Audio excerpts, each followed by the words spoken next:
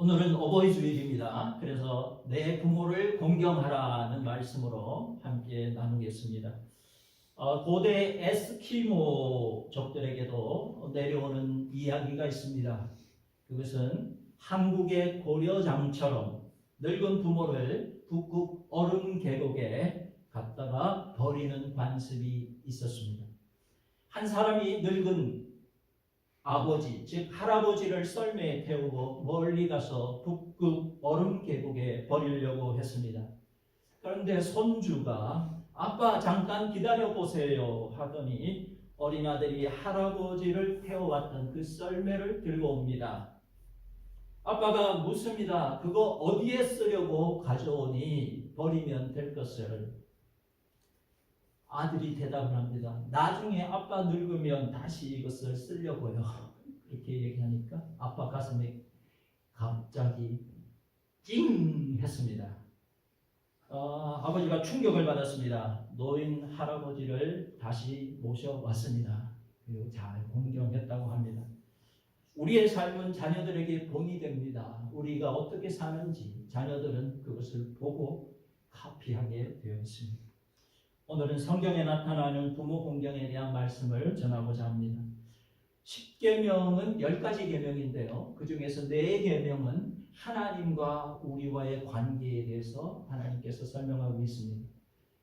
또 뒤에 부분은 5계명부터 10계명까지는 인간관계에 대해서 하나님께서 명령하신 내용입니다. 그런데 인간관계 중에서 첫 번째로 하나님께서 명령하시는 것은 내 부모를 공경하라. 이것이 하나님께서 인간관계에서 제일 첫 번째로 명령하는 것입니다. 곧 인간관계의 출발은 부모 공경부터 시작된다는 것입니다. 여러분, 우리는 이것이 명품 사랑이 되어야 됩니다. 명품, 럭셔리 러브가 우리 사랑이 그런 사랑이 되어야 되는데 성경은 말세에 대한 여러 가지 징조들을 설명하면서 마태복음 24장 10절과 12절을 보게 되면 이렇게 말씀합니다. 말세가 되면 서로 미움이 많아질 것이다. 이렇게 설명을 합니다. 이것은 예수님 말씀입니다. 그리고 말세가 되면 사람들이 사랑이 식어질 것이다. 이렇게 예수님께서 말씀해 주십니다. 그리고 디모데후서 3장 2절 말씀을 보게 되면 사도 바울은 이렇게 말합니다. 말세가 되면 부모를 거역하는 일들이 말세에 많이 나타난다는 것입니다. 이것이 말세의 징조 중에 하나입니다. 요즘은 사랑은 사랑인데 가짜 사랑이 판을 치고 있습니다. 값싼 사랑이 판을 치고 있습니다. 이것이 말세의 징조 중 하나입니다. 부모를 거역하는 그런 사랑이 있고요. 명품 사랑이 아니라 가짜 사랑이 많다는 것입니다. 한국에서도 사랑 드라마를 만들었었죠. 옛날에 겨울연가라는 것을 통해서 그 일본에서 그리고 또 동남아에서 굉장히 인기를 끌었습니다. 왜 그랬을까를 분석하는 가운데서 보니까 요즘은 그런 순수한 사랑이 없다는 것입니다. 그래서 사람들은 순수한 사랑을 그리워하기 때문에 그 겨울연가 그리고 거기에 주인공을 그렇게 다들 진짜로 좋아했다는 것입니다. 요즘은 돈만 주면 하는 사랑, 눈만 맞으면 하는 사랑, 인스턴트 사랑, 이런 것들이 가짜 사랑인데 이런 사랑은 성경에서 인정하지 않습니다. 진짜 사랑은 무엇인가? 명품 사랑인데요. 명품 사랑의 핵심은 무엇일까요, 여러분? 명품 사랑의 핵심은 따라합니다. 희생.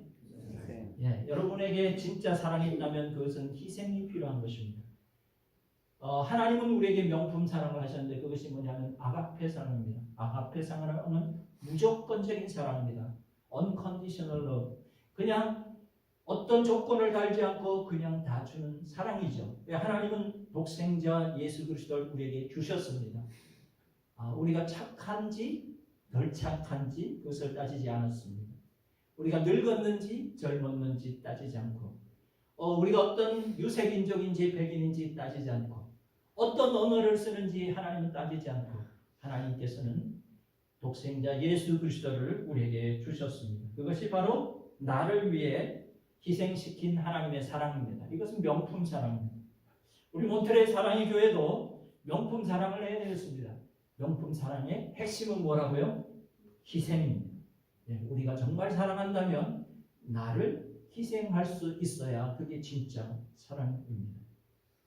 오늘 하나님께서는 우리 성도님들은 부모를 잘 공경해야 된다라고 말을 하고 있습니다. 이것이 진짜 하나님을 사랑하듯이 부모를 잘 사랑해야 된다는 말인데요. 왜 우리는 부모님을 잘 사랑하고 공경해야 합니까? 그것은 첫 번째는 부모님은 내 생명의 근원입니다. 따라합니다. 내 생명의 근원. 여러분 부모님 없이 이 땅에 태어난 사람이 있습니까? 부모님 없이 이 땅에 태어난 사람은 아무도 없습니다. 우리는 우리 부모님 때문에, 아버지와 어머니 때문에 이 땅에 우리에게 생명이 온 것입니다. 이것은 하나님의 섭리 가운데 부모, 자식 간의 생명의 관계로 맺어주신 것입니다. 우리 부모님은 존경받을 일을 하지 않았어. 나한테 해준 것이 아무것도 없어. 많은 사람들이 철들기 전에 그렇게 얘기하기도 합니다. 여러분 그렇게 하면 안 되겠죠. 왜냐하면 부모님은 내 생명의 근원이기 때문입니다. 우리 부모 없이는 내가 이 땅에 태어나지 않았습니다. 부모님이 비록 내가 원하는 거 다 해주지 않았다 할지라도 내 생명이 있게 해준 근원이기 때문에 우리는 부모에게 감사해야 됩니다. 부모님 때문에 내가 이 땅에 태어난 것입니다. 하나님은 부모님을 통해서 또 사랑의 원리를 우리에게 보여주셨습니다. 그 명품 사랑의 그 핵심은 놀라운 사랑인데 놀라운 사랑은 희생이 있다는 것이죠. 어머니의 사랑은 더더욱 명품 사랑입니다. 그것은 어머니의 희생이 있기 때문입니다. 어머니의 희생은, 어머니의 사랑은 주기만 하는 사람이죠.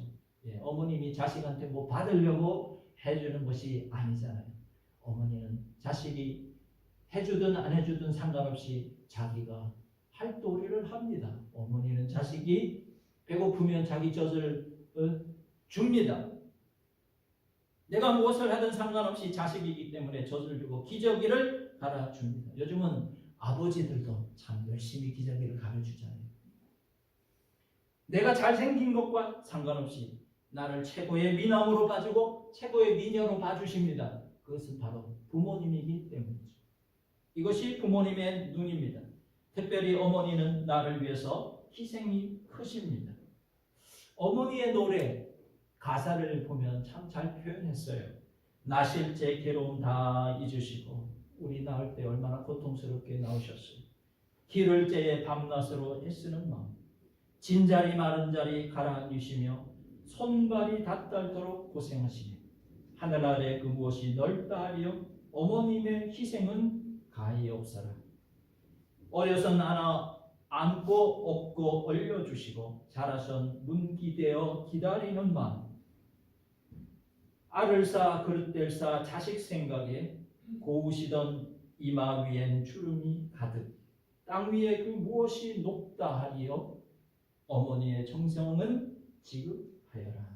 여러분 어머니의 희생은 너무나 큰 사랑이고 너무나 명품 사랑입니다. 그래서 어머니의 그 사랑이 사실은 하나님의 그 사랑을 가장 많이 닮았다고 볼 수 있겠습니다. 전쟁터에서 총알을 맞아서 죽어가는 병사들이 가장 마지막으로 부르는 그 말이 무엇일까요?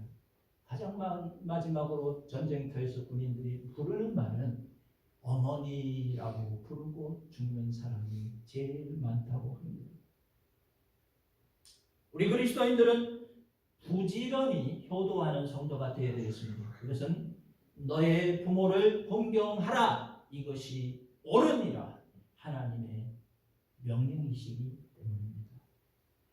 어머니의 사랑 너무나 크지만 또 그것과 상관없이 우리는 하나님의 명령이기 때문에 내 생명의 근원 되신 우리 부모님을 사랑해야 되고 공경해야 되는 것입니다.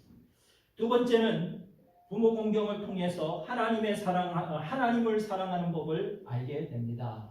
따라합니다. 하나님을 사랑하는 법. 여러분 하나님은 어떤 분이신가요? 하나님 사랑이 많으신 분입니다. 그런데 그 하나님 볼 수 있습니까? 하나님은 영이십니다. 하나님 영이시기 때문에 우리 눈에 보이지 않습니다. 보이지 않는 하나님을 여러분 사랑하기가 쉽습니까? 쉽지 않죠. 여러분, 나에게 사랑을 베풀어 주신 어머님을 사랑할 줄 모른다면, 나에게 희생을 베풀어 주신 부모님을 사랑할 줄 모른다면, 나를 엄청나게 사랑해 주신 하나님, 보이지 않는 하나님을 사랑한다는 것은 거짓말입니다. 불효자는 수가 틀리면 부모를 때립니다. 말세가 되면 부모를 거역한다고 성경에 써 있는데요. 요즘은 불효자가 왜 그렇게 많은지, 부모를 때리는 사람이 그렇게 많습니다. 오늘날 부모의 은혜를 모르고 부모를 걷어차고 몽둥이로 때리는 몰상식한 사람들도 많이 있습니다. 자식에게 매맞는 노인들이 사회 문제가 되고 있습니다. 학교 안 가고 게임하는 아들에게 그만하라고 하는 어머니를 둔기로 때려서 죽이는 사건도 있었습니다. 노인 부부가 자살을 했습니다. 외롭습니다. 자식들이 여러 명이 있는데 이 집 저 집 보내니까 냉방에서 고생하다가 이제 가야 되겠다. 양지 바른 곳에 찾아가서 부부가 얼굴 마주보고 죽음을 스스로 택했다는 것입니다. 그리고 그들이 이렇게 씁니다. 우리는 갈 곳이 없어서 이렇게 죽습니다. 너무나 불쌍한 부모님들입니다. 이것은 자식들이 인간의 품격을 잃어버린 것입니다. 짐승만도 못한 것입니다. 하나님은 말세가 되면 부모를 배역하는 자들이 많아진다고 했습니다. 우리는 보이지 않는 하나님을 사랑한다면 보이는 부모님부터 사랑할 줄 알아야 되겠습니다. 아마도 이 자식들은 어떻게 했을까요? 장례식 조의금 놓고 서로 다투지는 않았을까요? 하나님은 사람과 짐승을 다르게 창조하셨습니다. 특히 인간은 육체 은혜를 보답하는 존재로 만들었습니다. 인간은요, 내게 은혜를 베푼 사람에게 다시 은혜를 갚습니다. 그것이 당연합니다. 특별히 하나님은 내 부모를 공경하라, 내 부모에게 주 안에서 내 부모를 순종하라, 이것이 옳은 일, 하나님 분명히 말씀하셨어요. 그리고 그것을 순종하면 하나님께서는 그것을 통해서 놀랍게 역사하시는 것도 우리에게 약속하셨어요. 그래서 내 부모를 공경하는 것이 약속이 있는 첫 계명이다, 이런 표현을 하고 있습니다. 사람은 은혜를 갚지만 동물들은 어떻습니까? 동물들도 은혜를 갚는 동물들도 있는데 기본적으로 본능적으로는 또 그렇지 않습니다. 진돗개는 새끼를 놓으면 어릴 때만 새끼에게 먹을 것을 양보한다고 합니다. 본능적으로 종족 번식의 본능이 있기 때문에 어린 새끼들에게는 자기 먹을 것을, 음식을 양보합니다. 근데 좀 자라고 나면 어미가 자기 새끼에게 먹을 음식을 양보하지 않습니다. 크면 먹을 것을 놓고 어미 자식이 없습니다. 특별히 동물의 왕국을 보게 되면은요, 맹수들, 사자들과 호랑이들도요, 크면은 어미가 자식을 물어뜯고요, 자식이 어미를 물어뜯고 아버지를 물어뜯고 싸웁니다. 그리고 난 뒤에 자식이 부모에게 이기면은 아버지를 쫓아냅니다. 그리고 자기가 왕이 됩니다. 또 아버지에게 도전했는데 아버지가 이기면은 자식을 쫓아냅니다. 그것이 동물의 세계입니다. 그러나 인간은 어떻습니까? 인간은 도덕이 있습니다. 하나님 우리 마음속에 양심이라는 것을 심어 놓으셨습니다. 부모에게 잘 하도록 하는 것이 옳은 것입니다. 보이는 부모님을 잘 섬길 때 보이지 않는 하나님도 잘 섬길 수 있습니다. 보이는 부모님도 잘못 섬기면서 보이지 않는 하나님을 잘 섬긴다고 얘기하는 것은 어불성설입니다. 하나님께만 잘하고 부모에게 못한다면 이것은 반쪽 신앙입니다. 하나님께도 잘하고 부모에게도 잘해야 하나님이 기뻐하시는 신앙입니다. 그리스도인의 품격을 스스로 낮추지 마시고 그리스도인의 품격을 지키시고 성숙된 신앙을 이루시기를 바랍니다. 성도님들 또 모르는 기독교를 모르는 분들은 기독교는 불효의 종교라고 얘기하기도 합니다. 그것은 성경을 모르기 때문에 그렇습니다. 하나님께서는 하나님과의 관계를 얘기하시고 인간관계 중에서 제일 첫 번째로 바로 부모를 공경하라고 말씀하셨고, 부모를 공경하면 하나님이 복을 주시겠다고 약속을 하셨습니다. 기독교는 부모님이 살아계실 때 특별히 잘하라고 가르칩니다. 돌아가신 후에는 어떡합니까? 하나님께 예배를 드리고 부모를 추모할 수 있습니다. 그리고 추도 예배를 드릴 수가 있습니다. 꼭 제사상 차려놓고, 어머니 살아계실 때 잘 못했던 사람들이 나중에 제사상 차려놓고 그냥 상다리가 부러지도록 차려놓고 나중에 어머니 드세요 그래놓고 실제로는 자기가 다 먹어요. 와서 뭐 먹으세요 라고 얘기했지만 그거 누가 먹는데요? 차린 사람들이 다 먹죠. 그러니까 중요한 것은 살아계실 때 어머니 날에 선물 하나, 꽃 하나도 중요하지만 중요한 것은 평소에 잘하고 평소에 용돈을 드리십시오. 아직 전화 안 했으면 전화하시고, 어머니 낳아주시고 키워주셔서 감사합니다. 오래오래 사세요. 건강하세요. 라고 여러분 말씀드려야 됩니다. 여러분 부모님이 돌아가셨습니까? 돌아가셨으면 하나님 아버지께 잘하십시오. 돌아가신 부모님께 할 것을 하나님께 더 잘하시고 교회에 더 봉사하실 때 우리의 삶과 우리 후손들이 하나님께 복을 받게 되어 있습니다. 마지막 세 번째는요, 하나님은 부모 공경을 통해서 복을 주십니다. 따라합니다. 부모 공경을 통해서 복을 주십니다. 네, 그렇습니다. 하나님께서 약속 있는 첫 계명을 주셨습니다. 출애굽기에서도 출애굽기 20장 12절에 10계명을 주실 때 이렇게 말씀하시죠. 내 부모를 공경하라. 그리하면 너의 하나님 나 여호와가 너에게 준 땅에서 너의 생명이 길리라. 예, 오래오래 살 수 있도록 하나님께서 약속해 주셨어요. 그리고 신약 성경에 보게 되면 에베소서 6장 1절에서 3절을 보시게 되면 오늘 본문 말씀에 자녀들아 주 안에서 너희 부모에게 순종하라. 이것이 옳으니라. 이렇게 말씀하시고 너 아버지와 어머니를 공경하라. 이것은 약속이 있는 첫 계명이니 이 구약의 출애굽기 20장 12절 말씀을 인용하는 거예요. 하나님께서 너에게 복을 주겠다. 이 땅에서 생명이 길리라. 이 말씀인 거죠. 약속이 있는 첫 계명. 그러니 이로써 너가 잘되고 땅에서 장수하리라. 이 잘된다는 게 뭡니까? 여러분 하나님이 복을 주심으로 우리가 기쁜 생활, 유쾌한 삶을 살게 되는 것입니다. 우리 삶을 살아갈 때에, 비즈니스를 할 때에, 공부를 할 때에, 또 다른 어떤 직장 생활을 할 때에 부모에게 잘하는 사람이 마음의 기쁨과 평안이 온다는 것입니다. 하나님이 그렇게 복을 주시겠다고 약속하셨습니다. 그리고 부모에게 잘하는 사람에게 하나님께서 생명이 길리라. 오래오래 살 수 있도록 복을 더하여 주신다고 약속하셨습니다. 여러분 부모에게 잘하시고 이 땅에서 오래 장수하시기를 축복합니다. 노아의 가족은 어떻습니까? 노아의 가족은 물론 이제 성경에 기록된 아들들은 셈, 함, 야벳이 있습니다. 그 중에서 함은 어떻게 했습니까? 아버지에게 불효했습니다. 아버지가 포도주를 많이 마시고 그냥 막 술을 취해가지고요, 그냥 옷을 다 벗고 나체로 그냥 확 잠을 자고 있는 거예요. 근데 그걸 보고 이 한이 그냥 아버지가 어떻게 저럴 수가 있어? 이러면서 자기 그 형제들에게 아버지가 술 취해가지고 그냥 다 홀딱 보고 지금 잠자고 있어.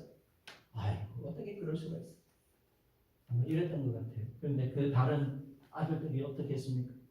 셈과 야벳이 이 아버지의 하체를 보지 않기 위해 가지고요, 뒤돌아서 가지고 이불을 들고 이렇게 뒤걸어 가가지고 아버지를 덮어줬어요. 아버지의 수치를 덮어줍니다.